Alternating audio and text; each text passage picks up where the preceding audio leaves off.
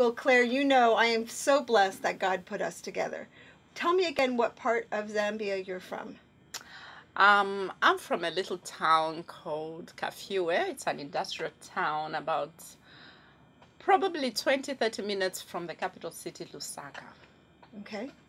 And you lost your husband while you were still living in Zambia. Yes, I did. That was 1996. Okay. Yes. And how did he pass away? I don't remember what you had told me.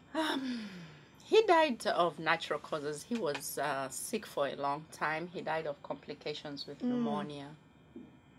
How long were you married? At the time of his death, I think we were married for close to 10 years, probably 8 years. Okay. And I know you have children. Oh, yeah. I'm a grandmother now. Oh, wow.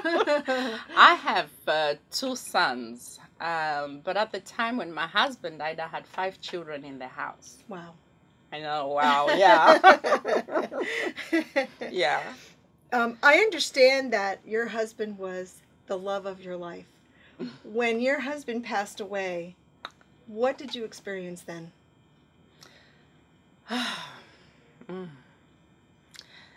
Well, for one, I was a stay-home mom.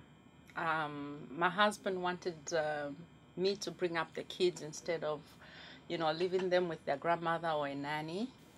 So when he passed, it was very difficult for me to assume the role of being a breadwinner. Yeah, so it was very, very hard. How did that affect you in the community or the village that you lived in? Did it change some of the relationships that you had or what they looked like? Well, yes. My husband and I were very active in our community. Okay. And we always participated in community events.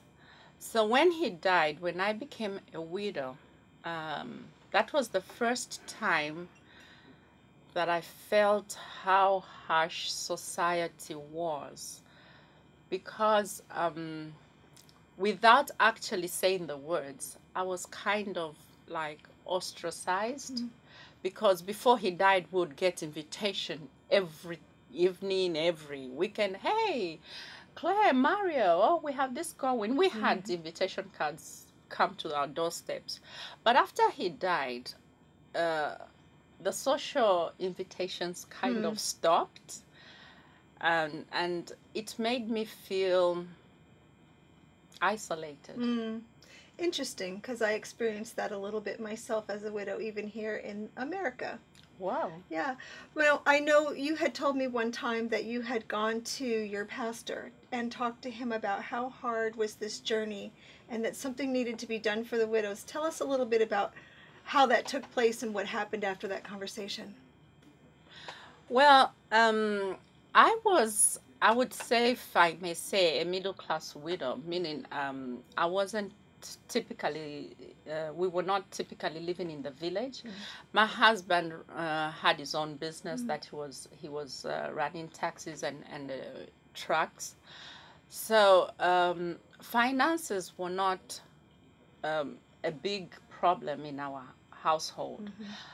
But when he died, and the other thing was, I was in a mixed marriage, biracial, if I may say. So I did not really experience the hardships of the harsh traditions, but it made my eyes open to the plight of the widow, because though I didn't go through the bad traditions, I felt the isolation. I felt how community dictated how I should live my life. So I felt the pain, the hardship, and of course when you're doing all the finance, it's hard. So one evening I was in my bedroom, I was feeling grateful that at least I had a roof over my head. I still had my children with me, and I knew there were widows whose children were taken from them by the husband's family. So I started asking myself, what if I didn't have this support system? Because my family was very supportive. And if I didn't have the resources that I had, what would have become of me? Because it's so painful, the journey of widowhood. I think that was the beginning of me being an ambassador for widows. Because the following day when I went to church, I talked to my pastor and I asked him, I said, you know what? God has been good to me. I at least I can get up and have a plate of food, I have a roof over my head. But Pastor, what happens to that widow who doesn't have the resources that I have? So he says, well, I can't answer you because I'm not a widow, but I know who will. So the following Sunday, we were in church. And after, the offering, when they give the announcements, I heard my pastor stand up and say, well, at the end of this service, all the widows in this church, please meet.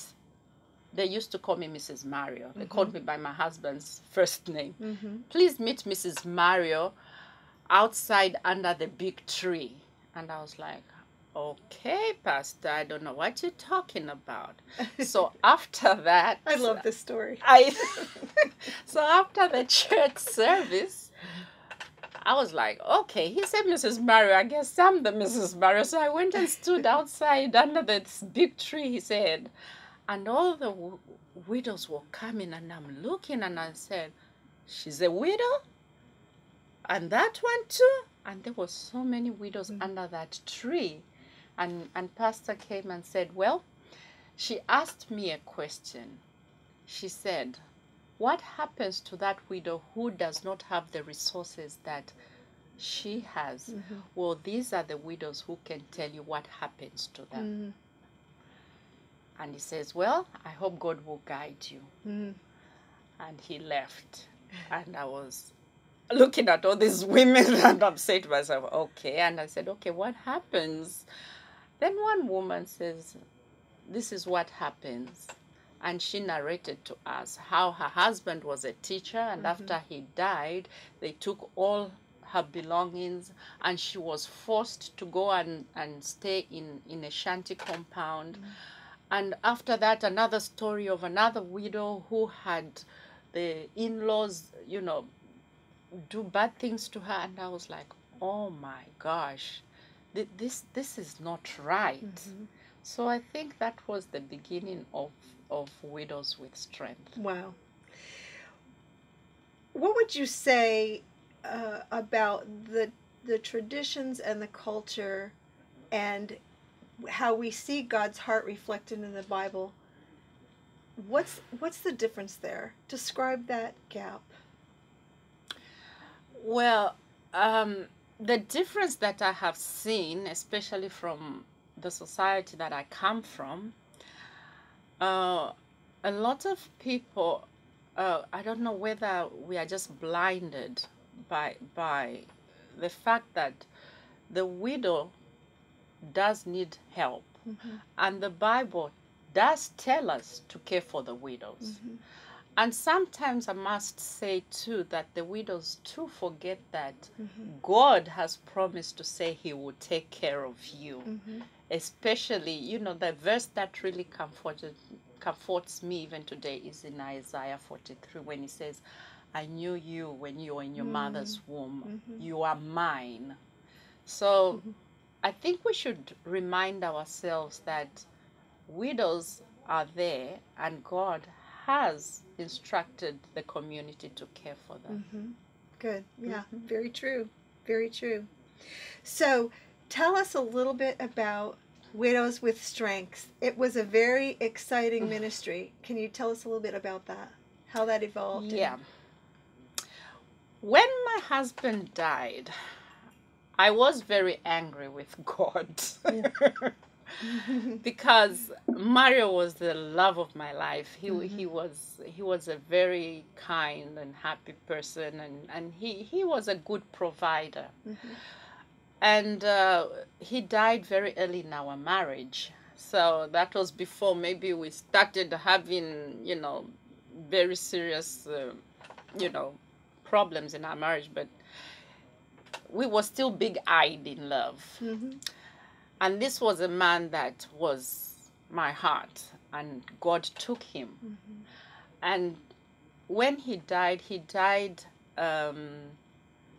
me seeing him suffer, because, day in and day out, his health started deteriorating. Mm-hmm. So we had that journey of a lot of hardship in our home, Right.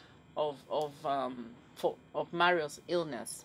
So I was very, very angry with God, where there was a point, I guess I stopped going to church. But I think God used my hardship to give hope Mm-hmm. to another widow. Mm-hmm. Because it was through my challenges that I had faced Mm-hmm. that gave me the strength to hold on to life and realize the blessing that I had, Mm-hmm. and in turn come and support another widow. Mm-hmm. Widows with Strength initially started from that big tree I had talked about. And when we shared the little stories, Mm-hmm. and the widows were saying, yeah, it also happened. And I said, do you feel neglected? Do you feel separated? Do you feel lonely? He said, yeah, we do. Even me, it happens. So I said, okay, well, if society feels we shouldn't be in their company, we'll have our own social club.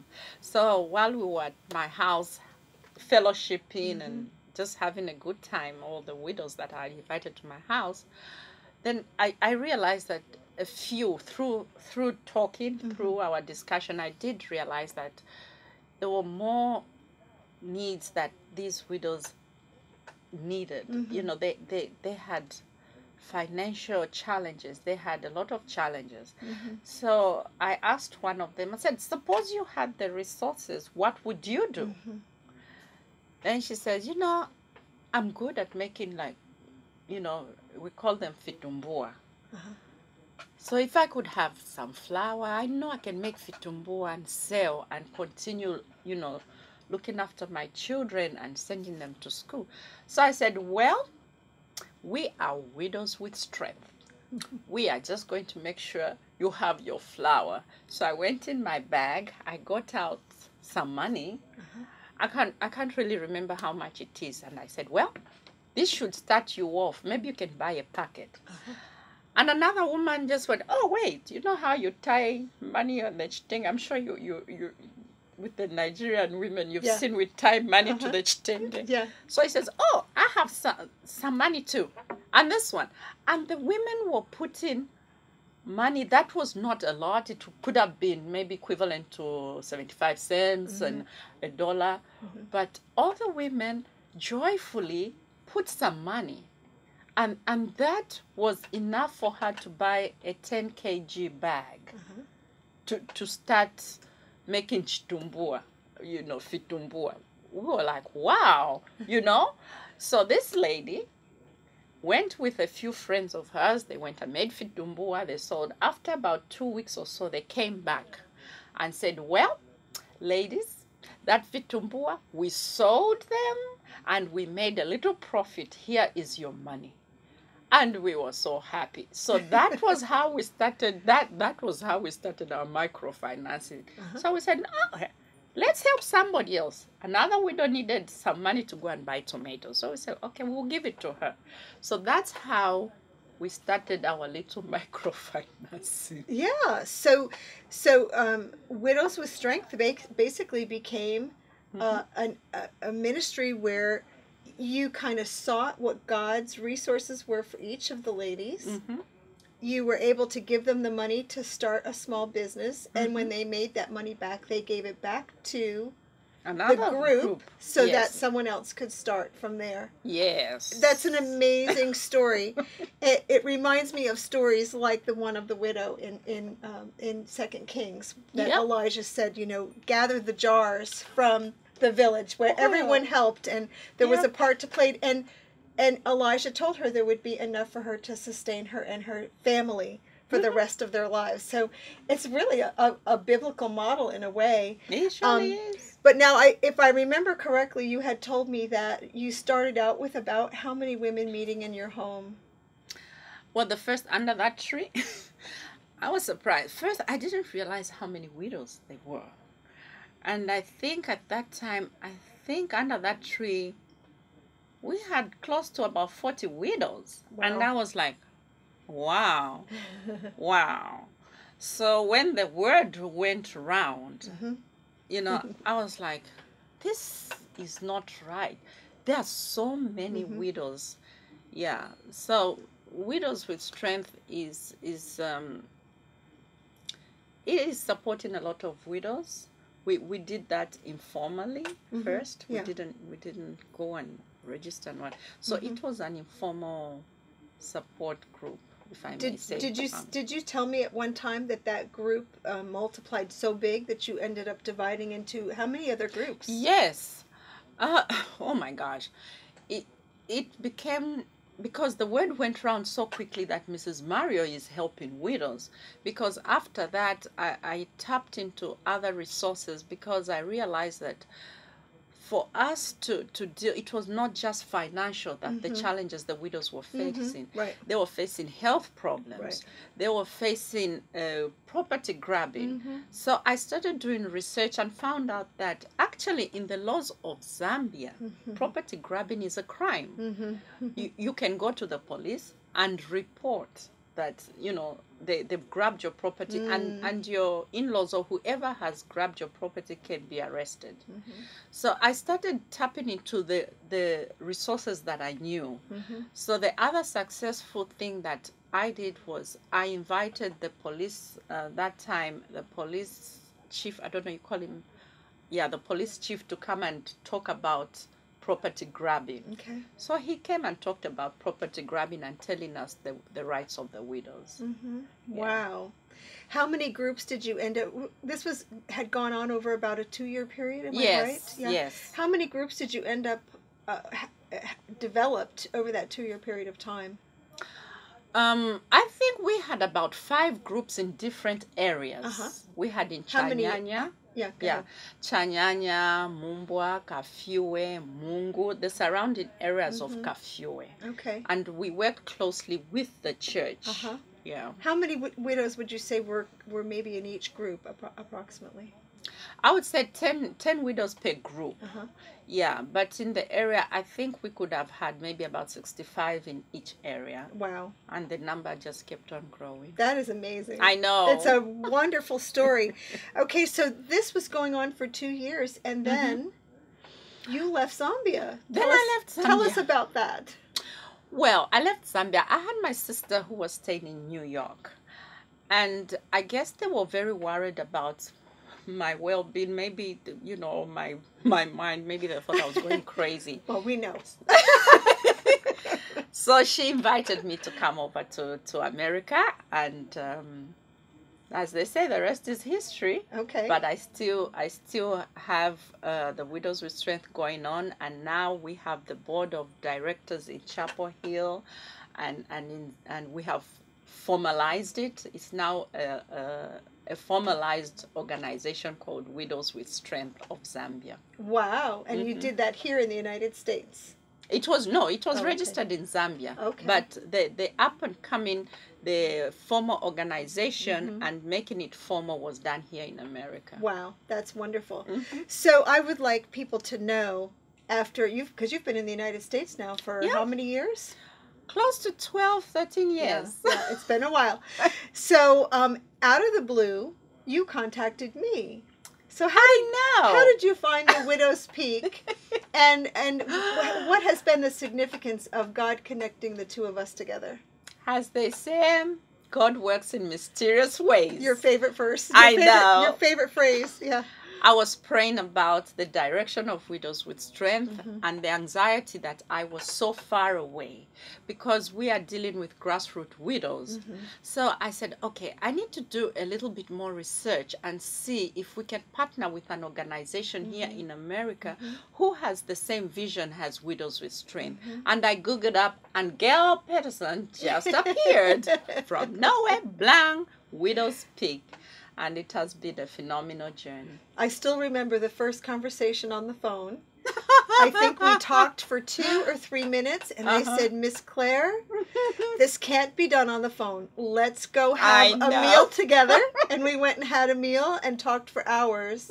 And we realized we were just sisters in the Lord, and God had given us his heart for this problem in Africa. And it's my honor to be serving the widows with you, even though you can't be on this trip with us. But you are part of our mission, of our project, because we have been able to share your story with those who are going to be taking part in our workshop. So I really appreciate you taking your time out tonight to share your story and your heart. And I love you to pieces, girl.